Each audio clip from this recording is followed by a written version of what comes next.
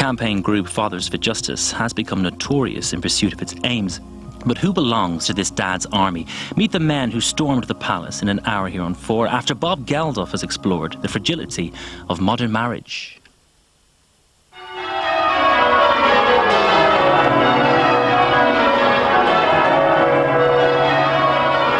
now invite you to join hands and make your vows in the presence of God and his people. We all know that 1 in every 2 couples who make their vows will subsequently break them. I, Stephen, take you, Francesca. So how do we put any real meaning back into this promise? Marriage is given that husband and wife may comfort and help each other.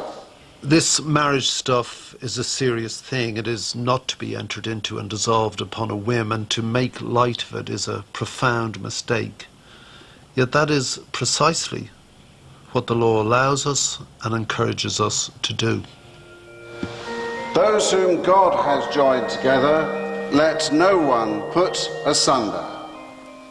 Maybe it would be better to agree that those old and mystical words that we utter become true again.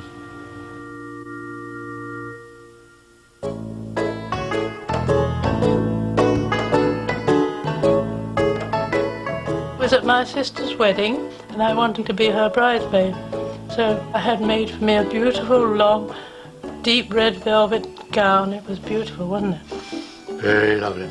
And put it in the wardrobe.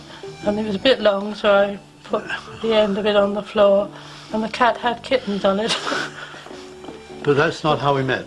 No, that's not how we met. The question was, how did we meet? How did we meet? I went home and I thought I had a kind of diary, and I wrote in the diary, I found the girl. That's it.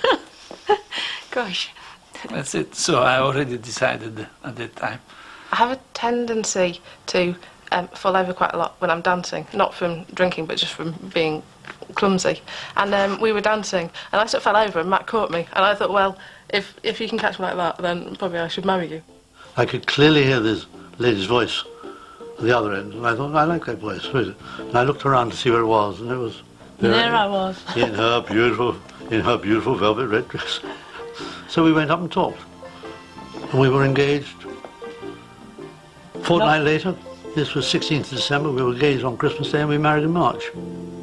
Bit quick, wasn't it? It's only by a small margin now, but most people in this country still get married. People want to be seen to love and be approved of in turn. Just like our parents and grandparents before us, the majority of us still seem driven to strive for a lifelong relationship with one person. I didn't have to get married. We'd been living together. We had a kid, and it was fun. It was Las Vegas. I was out there, and you know, it was a hoot. And when I had to say, "This is my wife,"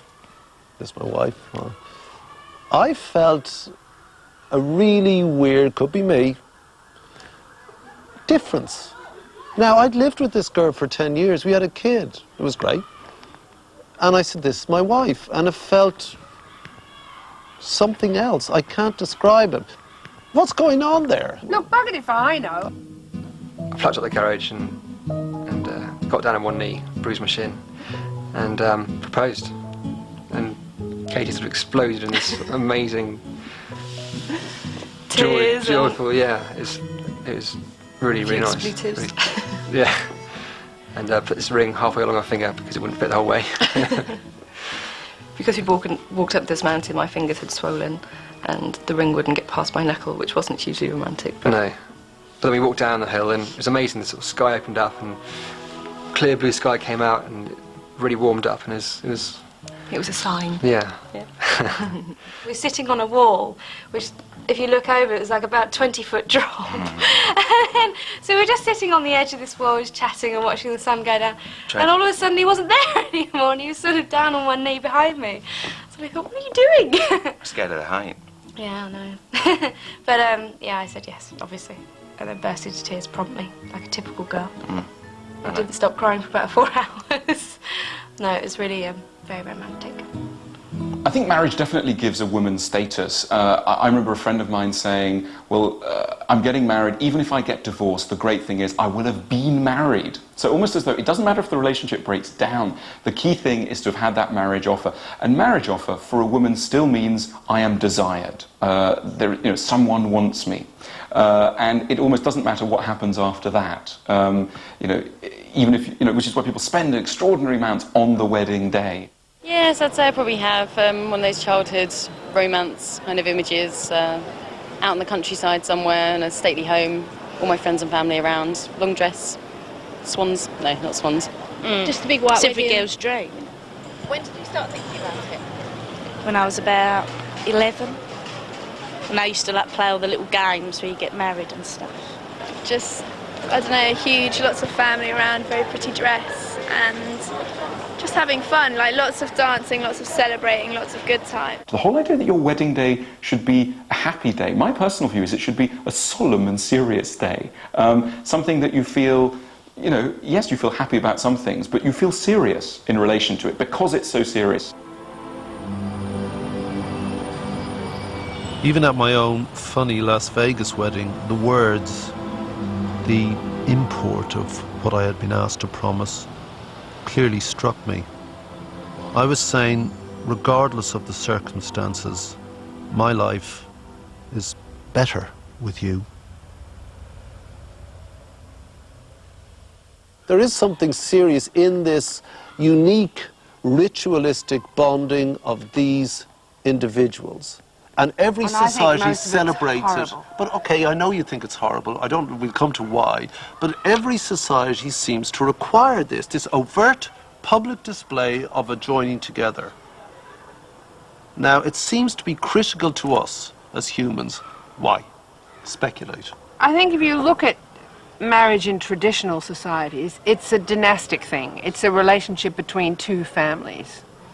And very often, property transfer is an important part of that.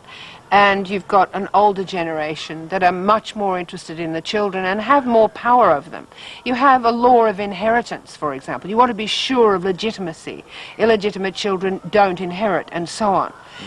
Then when that begins to corrode, so you end up with marriage in which parents of the bride and groom have no say, in which you don't even need to get their consent, let alone have them actively promote the match. When it becomes more and more reliant on the strength of the sexual attraction and the emotional commitment between two people, then things get a lot more fragile.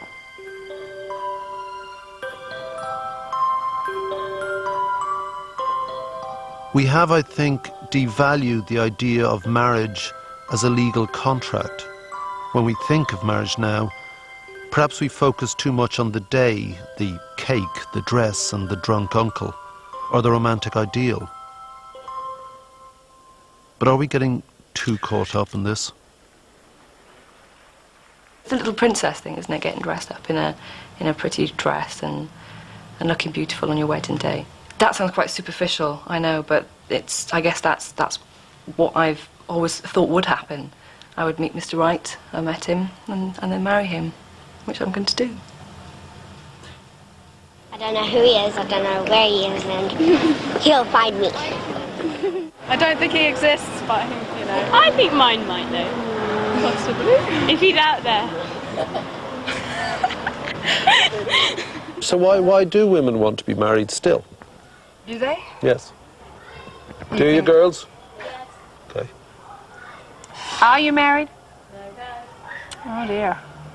I don't know why they want to be married. Everybody needs a wife. Nobody needs a husband. Husbands are hard work. But they do. They think they do. But they'll probably be unloading them in 16 years' time. In some ways, we may all have outgrown marriage. It may have begun as a patriarchal institution, the old sex in exchange for security paradigm. But even in this postmodern and supposedly post-feminist era, it's undoubtedly what most women want. I mean, it's not as though girls have been dragged up the aisles anymore. Have a look at the women in this marriage fair. Odd as it may seem to a lot of people watching this, the majority of us still want to do this thing. In every country in the world, girls still want husbands and boys still want wives. There's got to be something more to this than just romantic fairy tales. There has to be something in the beautiful and profound public promise that we make to each other. We're going to take care of each other.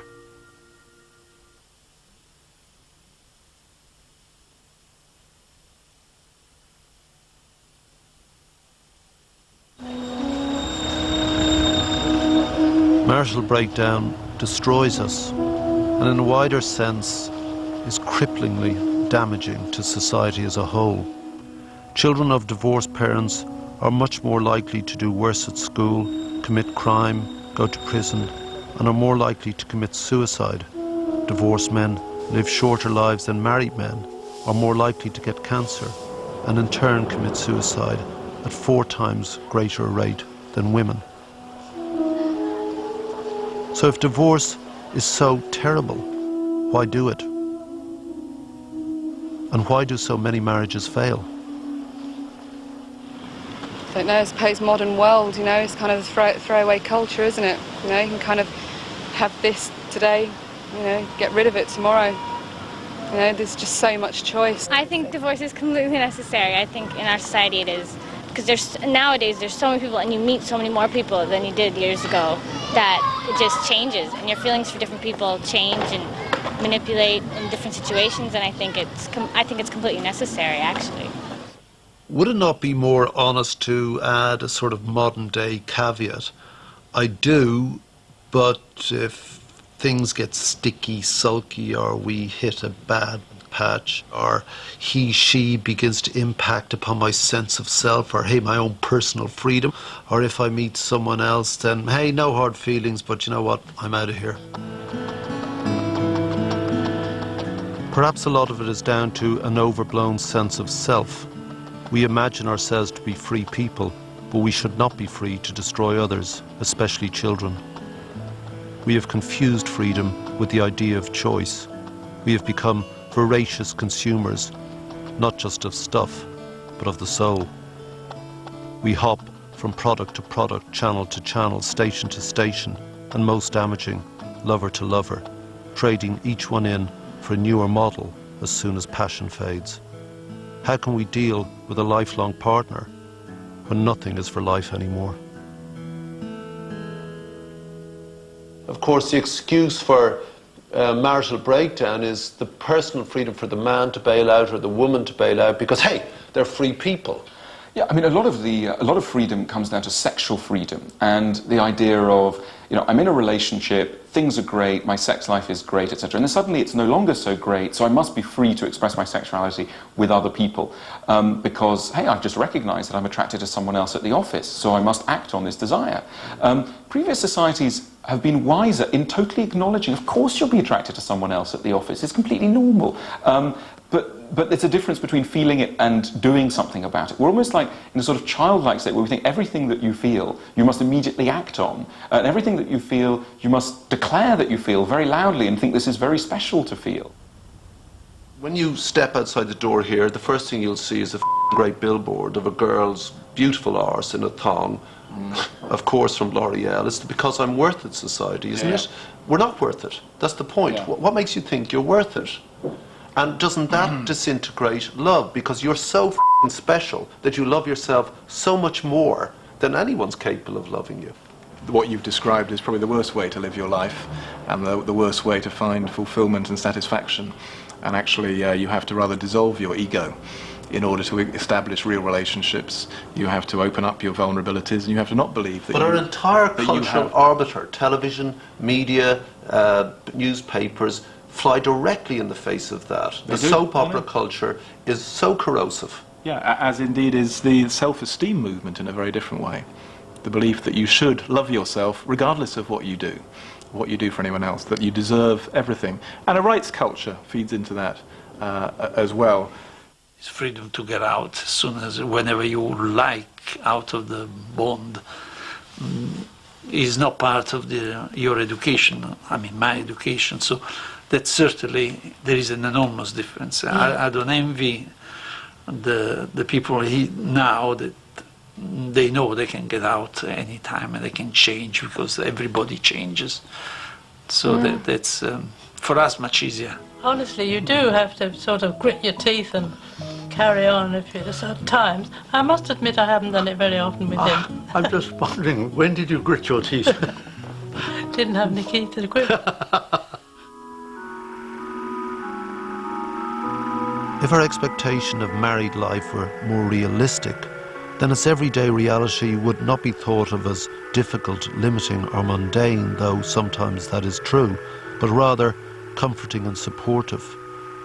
We seem to have lost the ability to compromise. We've bought into the myth and we're sold a childlike and naive view of marriage. When it turns out that it's not quite like the soap operas, we feel cheated. The images of love with which we're surrounded are incredibly unhelpful to anyone's attempts to, have a good relationship. We are surrounded by the most naive, most saccharine visions, which make us all give up on because they're so unattuned to the reality of love. They make us give up on what we actually experience. We sort of think, well, something must be going wrong here because it's not like it's said on the can or on the Hollywood film. Yeah. So again, I think one of the traditional functions of works of art is to prepare us for what life is actually like. Now, the average Hollywood film or whatever does not in any way do this. It may make us feel good for 2 hours while we're sitting in the cinema, but you come out of the cinema completely unprepared for how to cope with your life. An essential ingredient of this image of romantic love is desire. We imagine all happy couples to be shagging on the kitchen table at every opportunity. Do you still fancy each other then? On and off. Depends what she's doing. Only when she's doing the hoovering. No, you can't beat a lady with an upright vacuum in her hand. Yeah, I still fancy him. You see, that's the thing. They keep saying that, sex it must be the absolute glue of a modern marriage. But the reality is, I'm sure that sex happens occasionally in most marriages today, and yet the great conceit is that it's full on all the time, everything. But not only that, the notion seems to be that if a marriage is not sexually active, and nobody knows how much is right, twice a week or whatever, everybody knows that sexual intercourse goes through a descending spiral, high frequency in the first year, coming down to very occasional in the 6th or 7th year, and so on.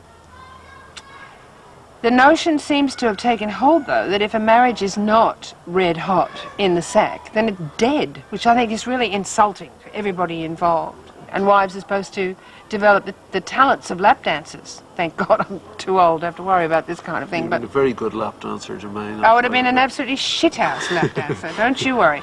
It is a profoundly upsetting statistic that 70% of all divorces are apparently initiated by women.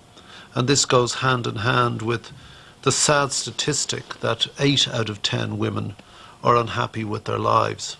Modern divorce patterns really began at the end of the 60s, the beginning of the 70s, when women achieved their biological independence through the pill and their financial freedom through the change in the structure of the economy, which moved from being an economy of the muscle to one of the mind, and women were subsequently sucked into the workplace. However, confusion seems to have reigned ever since. Some women still have the idea that it'd be nice to be taken care of, but then in more modern times you're not supposed to think like that anymore, and it's important to have an equal and mutual relationship based on respect at the same time. And it must be really hard for men trying to be all of these things at once. Yeah, I think women begin to expect too much, and then they kind of get trapped in a cycle where they become unhappy even though I think they just put too high expectations on how they should feel. That's what I think. Why are women so depressed at the moment? Because they appear to be. Why is that? Why would they be so depressed about things? Well, because of the corporate world. They've discovered that it's shit. There were those of us who were telling them in the 60s that life in the boardroom was probably even less rewarding than life in the kitchen sink. and they found that out. And they found out what a hostile and nasty environment it is to live in and work in. They found that the pressures are inhuman and that the situation is also arbitrary and unjust. So, I mean, are you suggesting that when the gender roles were clearly defined, people were better off? No, I don't think I would suggest that. It could hardly, I mean, if I take my mother's generation, my mother didn't know how much money my father earned. She had only the vaguest idea of what it was that he did for a living. He had very little to say to her. She lived on the money she was allowed to have. But for today, in this day and age, and, you know, I'm not advocating this. But you asked me if I thought they were better off. Yeah, the answer would if be she no. knows what his income is and all that stuff, a modern woman, modern guy, they know what they're getting into. But you were asking me a question about whether Yes. things were better before, and I don't think they were. I just didn't know who I was, and I got quite depressed for about 6 months. Lost your focus, really. Yeah, it was awful. I'd cry. Like, Matt come home from work and say, "How are you?" and I'd just burst into tears every day. I'd be crying over nothing, and I couldn't sleep at night, and I'd lie awake and think about killing myself or running away. So it was quite scary. It was not a good start to being married. Yeah, that was quite hard. Sort of, I didn't really know who I was as a married person. In some ways, a woman can never do anything right. If she opts to not get married and not have children, then there's something wrong with her. If she opts to get married and not have children, say because she decides she doesn't think she'd make a really good mom, then there's something wrong with her. If she's single and has a child, well, that's wrong. If she's single, has a child, and gives it up for adoption, well, that's horrible. If she has an abortion, that's terrible. If she's married and has kids and stays with her husband and stays at home, well, that's wrong too, because she's not living her full potential. So women are sort of already boxed in. There are occasions when I just think, well, so many other people manage to have a job or have a career and a family. And that does sometimes make me feel slightly inadequate, but I think that's a negative feeling or an incorrect feeling.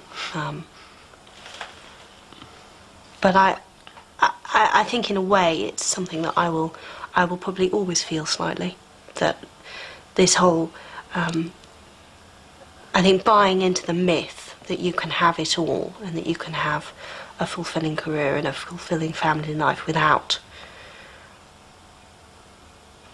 being very, very stressed out all the time. Well, I think perhaps some people can do that, but okay, some people can do that, but I don't think you're no, I'm not that. temperamentally suited. I'm not that person. Has the need to work, to produce, to earn, to spend become more critical to the government and perhaps even our own emptier selves than that of the truer world of the home?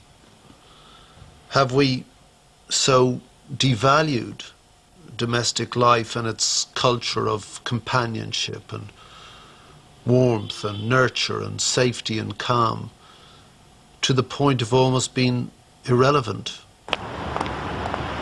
We're all encouraged to put our work first and domestic matters such as our families or our relationships second, and those who don't are regarded with suspicion.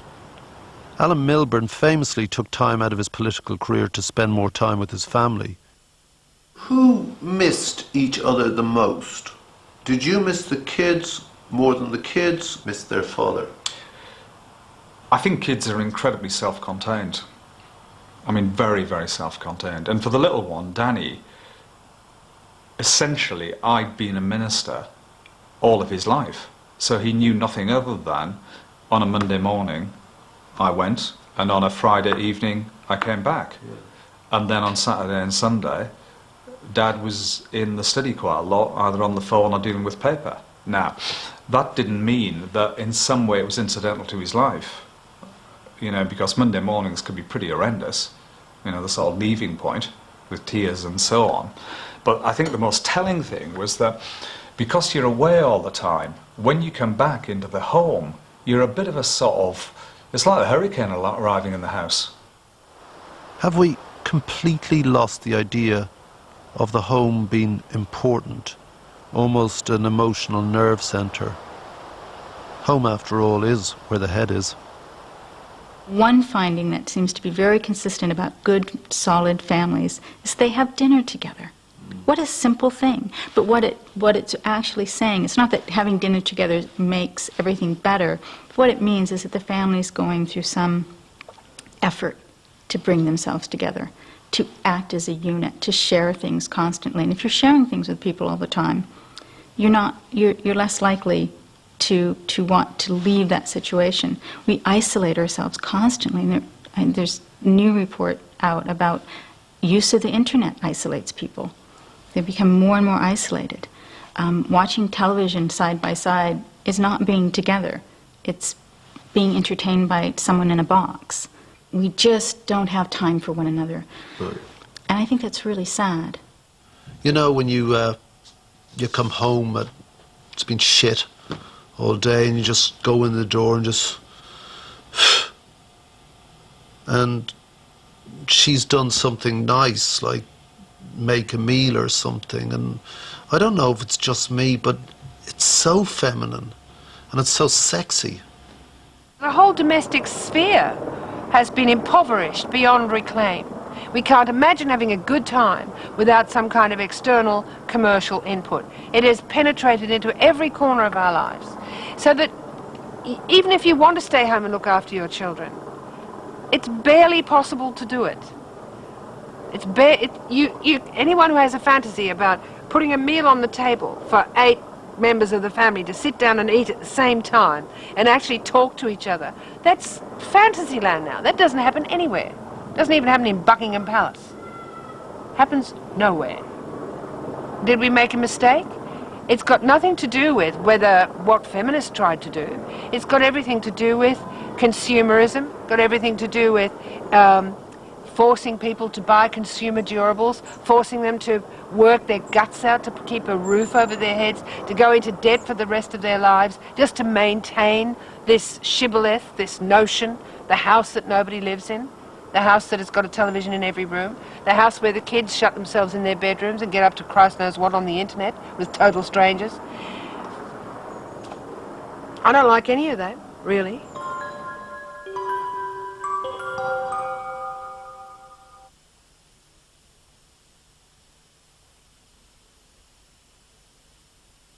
I asked a friend of mine, a woman lawyer, what was the most common cause cited by women for the breakdown of their relationship, and the answer was devastatingly simple and, in my opinion, simplistic. It was, men don't talk.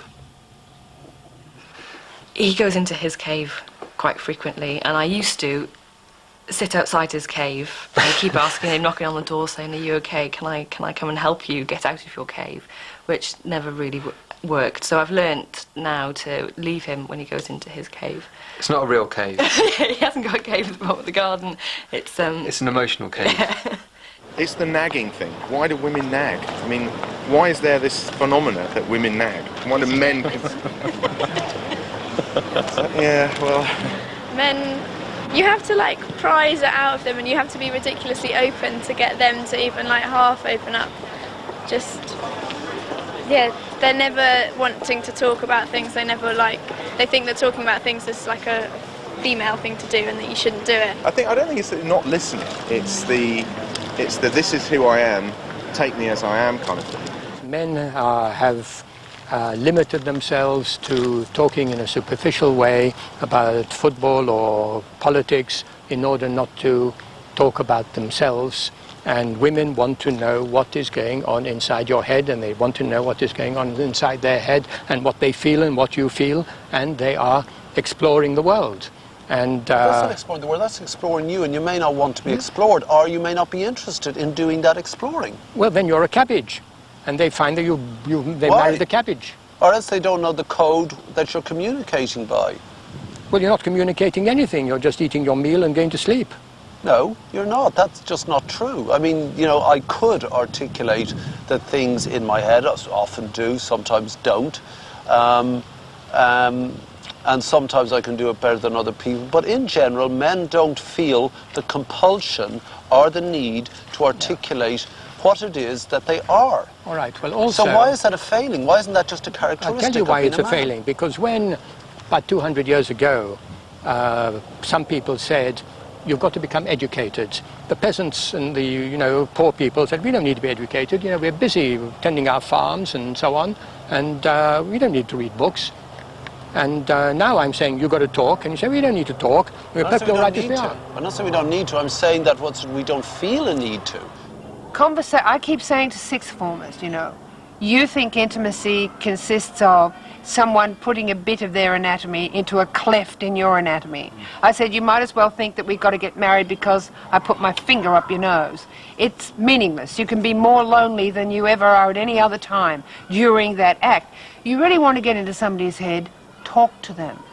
Because the words go in here and they can't get out. They're there forever.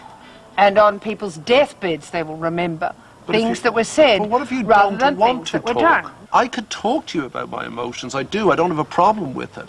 But I feel no need to talk. That's men, that's women. It's a terrible commonplace, but men and women are very different. And we always have been different. And that is precisely why we find each other so attractive. Cheeky. Yep, that's a pretty word. Arrogant, which I like in a way, because if he was a pushover, I think I'd be quite bored actually. And I like his bum. Bum, I suppose that's a word, isn't it? Well, I mean, in that order, I think. Why is it suddenly that the very differences that once attracted us are now driving us apart? Men have never felt the need to talk, so why is it now, well, he doesn't talk to me anymore, enough to end a relationship? If girls don't like masculine characteristics, then it's pretty much too bad, because 50% of the planet are men. It's almost as though we've lost the ability to understand and appreciate our differences, and therefore how to, most critically, negotiate around each other. Have we lost the idea of how to compromise within our own chosen chains of marriage? It is boys in particular who seem to need male role models, and to see how men and women operate with each other. They need to witness a relationship of mutual respect before they can learn to respect women themselves. Will you, the family and friends of Stephen and Francesca, support and uphold them in their marriage, now and in the years to come?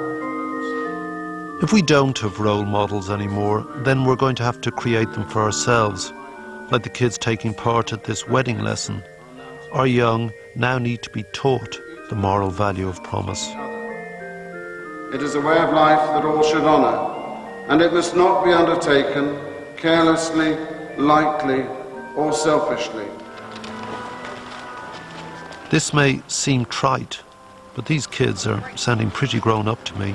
What do you understand about the word commitment? Commitment, it means that you can't really just as soon as you go in with somebody, you just can't get out of it straight away. You have to really be sure about what you're going to do. And make promises. Yeah, it's like a promise. Break promises that you can't make promises that you're going to break. If you've made your mind up to it, then you've got to stick with it and do it, really. You can't come back out of it. You need to be truthful, really. Yeah. To your family and to your partner. Yeah, to make sure that you love them. You should honour them. And stick to the vows. Be sure of what you're doing and you say yes. I think there's a real issue about how people learn how to be in a relationship. Like parenting, it's not something you automatically grow up with. It's very difficult, it's very skilled. It's something most people get wrong. But you see, the point is, we don't have the model anymore. We don't see, in the majority of cases now, we don't see mother and father negotiating around each other. We don't see how men and women work together. We don't see that model in the house because of the disruption of the traditional family. And so you grow up without any knowledge of this. We do not, at the moment, help people prepare for the reality of the lives they're going to live, either in the education system or in the broader culture, or often in the family. And that means that all the time there are people entering adult life actually without many of the resources they need to live fulfilled lives in a society where there are far more means of living long, fulfilled lives than there's ever been before in human history. My name is Harry Benson, and I'm here, I guess, because my marriage fell in a hole about 10 years ago. And if you'd looked at me... As well as classes in school, like the church bands in older times, perhaps couples should attend mandatory premarital lessons before they're allowed anywhere near a church or a registry office. Relax straight away. You're not going to have to tell any of your stories in public at all. Premarital sessions run like this one in Bristol seem to be getting results. The course that we teach is one of the very few in the world that has been shown to reduce divorce. And you take a bunch of couples who do the course and compare them to a bunch of couples who don't do a course. And what you find is that the people who do the course are at about 50 to 80% lower risk of divorce over a 5-year period compared to those who don't. And that also must be fantastic. Now, that's not a great reason for people to come on a course, because people want to come because it's going to make them do better. And it does that as well. It takes away a lot of the negative behaviours that couples have, and it improves their positive behaviours, and they have much better quality relationships. Stephen and Francesca. These are just ideas. I have no desire to be prescriptive, but somebody should be doing something new about this. The cost to society and the state is so great that somehow the state needs to begin to show its disapproval of divorce. Marriage is a contract, a legally binding document outlining obligations between both parties. And in business, should one fail in one's contractual obligation, one would face dire consequences. Similarly, breaking the marriage contract should not be consequence-free. There should perhaps be again mandatory mediation before any couple can even enter the divorce courts. You know, what I'm suggesting is that before people break up this relationship, before they can get to the door of the court, they must go to mandatory 3 steps of mediation before they can even get into the court. So what you actually want to do is to render divorce more difficult? Because I would agree with that. There's a thing about the moral value of promise having disintegrated. I mean, in previous times, even being engaged, if the guy pulled off the ring, he was in deep shit. And then, like with marriage, once you've made the commitment, essentially, like I wrote an essay, it just says it means nothing more than the cake, the dress, and the drunk uncle. What do you think it is that's kept you together then? Well, we got married. Oh, that's a good question. Literally, we got married. I mean, these days it doesn't seem to mean a lot in many cases, does it? I think one of the nice things that might happen is that we might realise that there are such serious consequences to breaking up families and messing up children that we'll think, OK, it doesn't matter so much what you feel and whether you're happy right now, right this instant. You'll just have to stick with it because the consequences are so great. If that were to happen, I would predict that actually a lot of relationships would get happier. Because you'd think, well, I've got no choice. I've signed up to something serious and I must stick with it. And we might associate that with being chained in a bad way, but there's also being chained in a good way. And I think maybe it's time for us to rediscover what that means, to tether ourselves to a higher goal than our immediate gratification. Not only does the government show no interest in strengthening one's own chosen chains of marriage, it seems to be sending exactly the opposite message. If you make it economically easier to be a single parent family, you're more likely to have a state-provided house, benefits and so on, then we shouldn't be surprised that people will be more likely, other things being equal, to make those choices. It's actually easier. It probably would have been easier for me not to get married and have children by 3 different men, because then the government would have supported me. I think that's the reason why the government needs to take more responsibility as well, because there's not as much incentive nowadays for people to get married financially. It's actually well, financially. Yeah, we don't feel there's any reward, is there? There's no. You feel there's more reward for not doing a great deal. If these are the messages we receive from the state and society, is it any wonder that marriage is undertaken so lightly?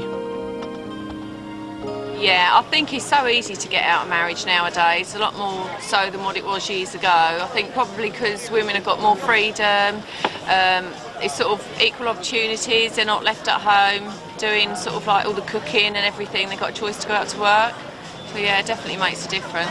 Yeah, I think a lot of people just do it for the day, and then afterwards it sort of goes downhill sometimes. A generation ago, for any woman, it was a pretty major disruptive move to start initiating a divorce. It would likely make them poor. Now, whereas you say far more women are working, a large proportion earning more, in fact, than their male partners, my sense is there are insufficient restraints, as you say, on throwing a relationship up in the air. We are sort of moving much more to treating marriage as just a contract, which you can at will just terminate. And then have a separation of goods and income determined according to some formulae. And I don't think such a fundamental personal set of relationships of such critical importance to children should be treated like any other contract. Marital breakdown costs the state about £15 billion a year, and most of this is spent on single-parent benefits. Now, I know it's uncool, and truly I have no wish to cause upset or offence by saying this, but the truth of every study is clear. Dual parent upbringing produces healthier, better educated children. That's it. And if making divorce harder is the only viable option we have to producing this better society, then should we not at least consider this? Or someone else come up with some other idea? I'm game for anything, but it can't go on like this.